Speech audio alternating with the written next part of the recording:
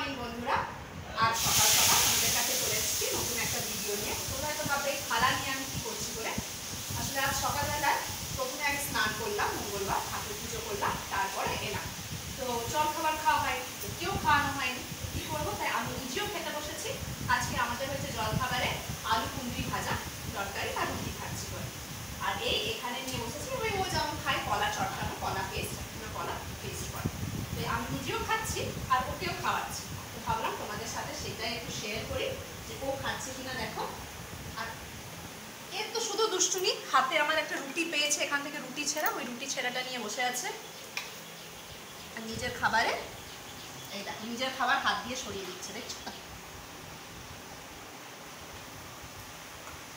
তোমরা আমাকে বলো, তোমরা জল খাবার খেয়েছো কিনা, কেমন কাটলো।